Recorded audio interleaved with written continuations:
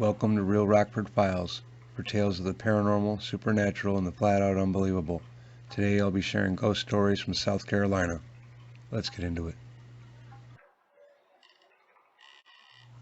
Story 1.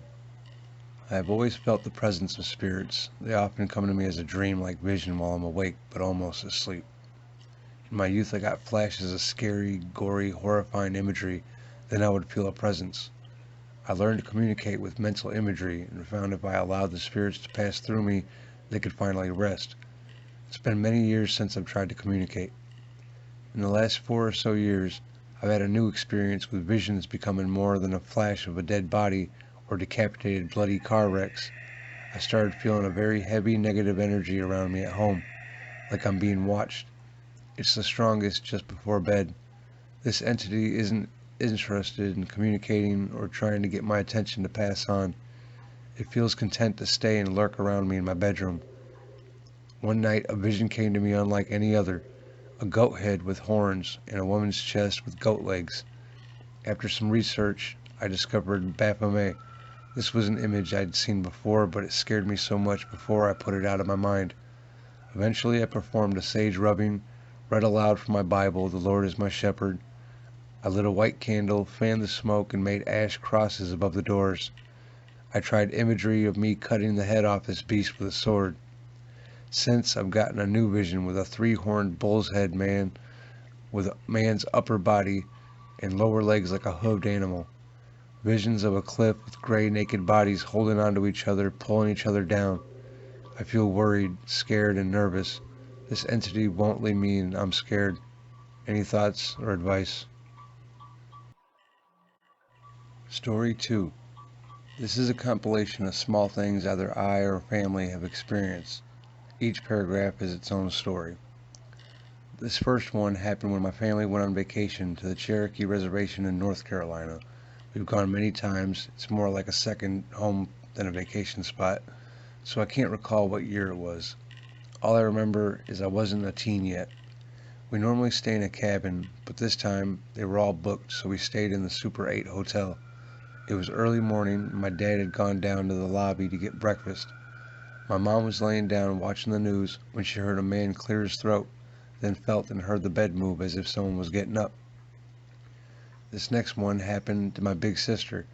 In 2007, one of my dad's friends had just died from a heart attack, and so he went to be with his family for a little while. My sister decided to stay home. She told us when we got back that she had looked outside and saw a figure walking across the field that is by our house, then saw it disappear right before it reached the wood line. Next is something my grandfather told us back in 2009. It was around 2 a.m. when he and my grandmother were jolted awake by the slamming of a door in their house. He got up and grabbed his shotgun to inspect. He checked every door and window in the house, only to find everything as it should be. One night, I was taking out the trash when I looked to my left and saw one of our cats run from the walnut tree to the house, only to disappear halfway. The thing is, that cat had died a year prior. I even saw her run into my parents' room on a different occasion, and my sister and I have heard her distinctive meow once years later. This last one, my mom, dad, and sister have seen multiple times. They describe it as the shadow of a tall man wearing a long coat and a top hat. He's always seen standing outside my parents' room. Just recently I learned of other people seeing a figure they call the Hat Man. It's seen as being a bad omen, to which I can say every time someone in my family has seen him, a loved one has died a few days later. My mom has seen him twice. The first time her dad died, and then her mom. When my dad saw him, his friend had that massive heart attack. When my sister saw him, our paternal grandfather didn't die, but had a severe stroke. It really gives me chills knowing that this isn't just something my family has seen. Story 3. This one happened one night in 2010. Me, my mom, and older brother, who had recently moved back in because his girlfriend kicked him out, were sitting in the living room. I believe it was somewhere between 10 and 10:30. We had one of the windows open because it was early autumn and the air outside was nice. I was sitting in a chair by the piano looking at the TV, which is in the corner with the window right next to it. This is how I saw the apparition. Anyway, I was watching TV, and suddenly something white and sort of illuminated glides by the window from right to left in the direction of our back door. Thinking it was my mom, I didn't give it much thought until I realized my mom was sitting in the recliner next to me, and my brother was still on the couch.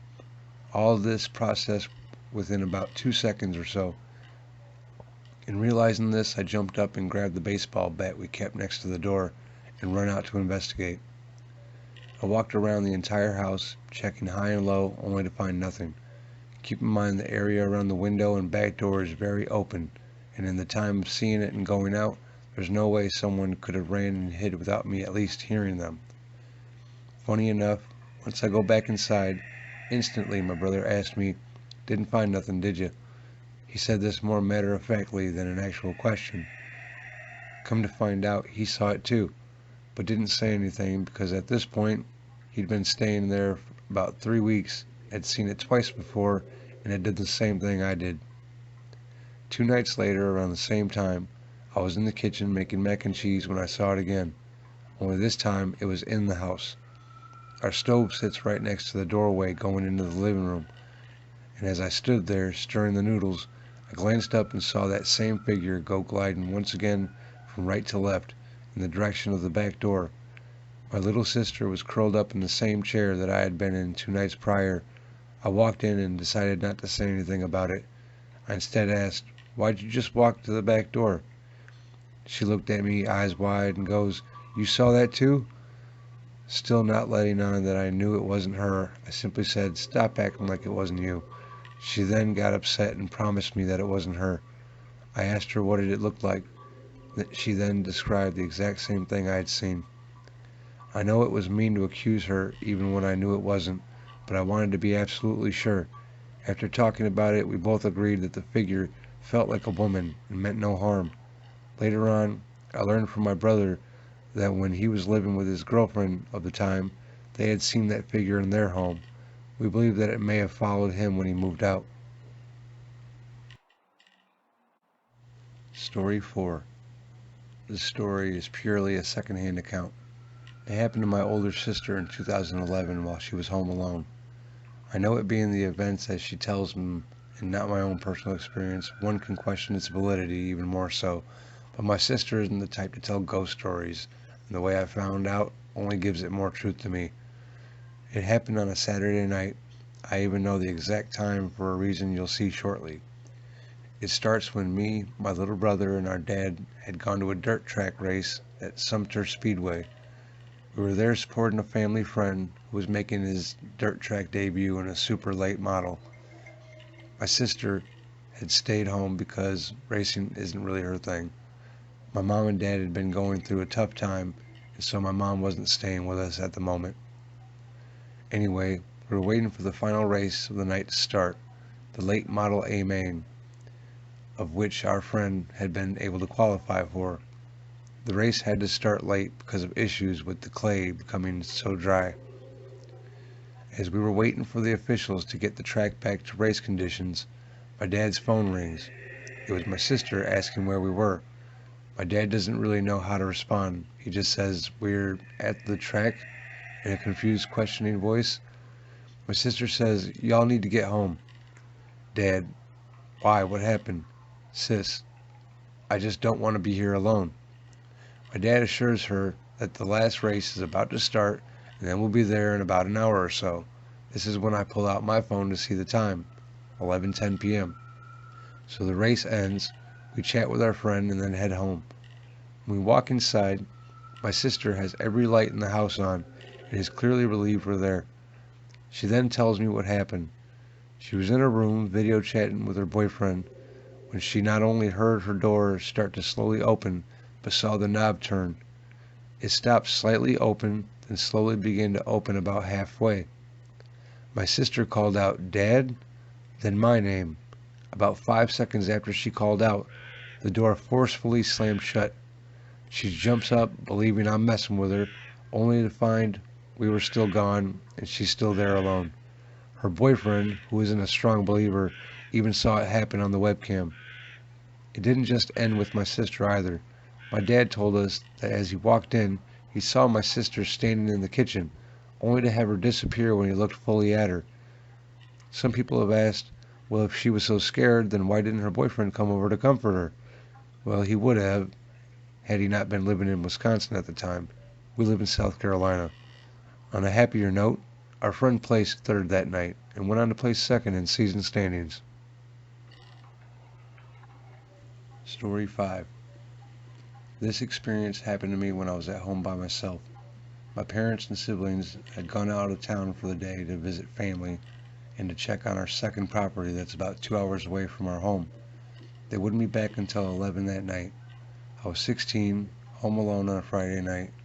My mom had bought me snacks, soda, and left me money for pizza. I had a new video game, and Monday was a holiday. Yeah, life was good. At around 7 o'clock, I had just ordered my pizza and was in the kitchen pouring a glass of that wonderful Mountain Dew Code Red. I poured my drink and closed the fridge. As I was walking back to the living room, I heard the sink in the bathroom that is right next to our kitchen turn on. I froze. When I turned to look, I saw that the bathroom light was also on, and against my better judgment, I went to inspect. Upon walking in, I saw both of the faucets, hot and cold, were turned fully on, water pouring into the sink. I wasn't as much scared as I was just confused. Shaking it off, I turned the water and light off and went to the living room to wait for pizza. About 8:30, I was sitting in the living room watching TV and hating my life because I had eaten my entire large pizza in about 11 minutes when I heard a crashing sound come from our computer room. I jumped up, heart racing, and run to look. It turned out that some boxes that were stacked in a corner had fallen and were now strewn across the room. Naturally, I just assumed that they weren't stacked properly and just fell, so I restacked them and went back to watching TV. About 3 minutes later, I hear another crashing sound once more from our computer room. Those damn boxes. So I thought, I go back only to find that a stack of CDs that I had sitting at the back of the shelf had been thrown across the room. I guess that ghost didn't much care for Godsmack, Avenged Sevenfold, and Seether. But seriously, this time I got really creeped out. I decided to shut myself in my room with the lights on and wait for my family to get home. But that ghost wasn't done with me yet. For context, my older sister's room was next to mine, so we shared a wall. We've always been close, so it was common for her to knock on the wall with 3 sharp raps to tell me to come see her for something. You may see where this is going. I was laying in my bed, playing my PSP, when suddenly I hear 3 sharp raps on the wall. Not really thinking, I naturally get up to go see what my sister wanted. As I opened the door, it hit me, she wasn't there. But I knew what I heard. It all made sense to me now. She hadn't gone with our parents. She'd stayed home and was messing with me. Her door was shut, so I flung it open to get on her for messing with me. She wasn't there. Logically, I'd assumed that she just left her room and shut the door. The thing is, her door had always had a problem sticking, and as such made a loud noise when open. If she was there, I would have heard the door open and even closed, because it's one of those doors that even when you're trying to quietly shut will make a loud noise. Regardless, I decided to check the entire house. The house is only a 3-bed, 2-bath and was built in 1918, so pretty small by today's standards. I checked every room and closet, even comically looked in the cabinets and washing machine, finding nothing. I go back to my room until I hear my family coming in. First thing my mom asked me was, how is it being home alone for so long? I say, creepy. Of course, she thinks it was because it was so quiet and I had no one to talk to. I tell her, no, I mean like weird stuff happening. She says, what kind of weird stuff? I say, well, the bathroom light and sink turned on by themselves. It shocked me when she got upset and told me to shut up. Her exact words were, don't even say that. It was years ago that stuff was happening, and I sure as hell don't need it to start again. This was one of the most profound experiences I've had in that house, but there are plenty more. Story 6. I was 17 and sitting alone in the living room watching TV. It was about 11:30 at night. Everyone else had already gone to bed. I've always been a night owl, so it wasn't uncommon for me. I had a habit of sitting in the living room with the TV on while I played my PlayStation Portable. Nothing out of the ordinary for me. Having this habit, it wasn't unusual for me to hear or see strange things. I experienced plenty throughout the years. This one just stands out because I find it kind of funny. As I sat there playing my game, out of nowhere a clock radio that my mom had sitting on the fireplace mantel turned on and started skipping through radio stations. Note that this was an analog radio, meaning that you had to physically rotate the tuner to find a station. After about 3 seconds, it turned off. I even hear the click of the switch. I thought it was weird, but whatever, and went back to my game. About 6 seconds after that, it turned on again and once more started cycling through stations. This is where I find it kind of funny because I blurt out, "Would you stop?" And instantly, right after I had said that, the radio switched off and didn't turn on again. And I hear what sounded like someone sit down on the couch by the fireplace. I got the funny mental image of a ghostly person, sad and pouting, plopping down and start twiddling their thumbs. The image made me feel bad, and I actually apologized for sounding mean. I just didn't want my dad waking up and come storming into the living room yelling at me for making all that noise. Don't forget to subscribe for more stories. Hope you enjoyed.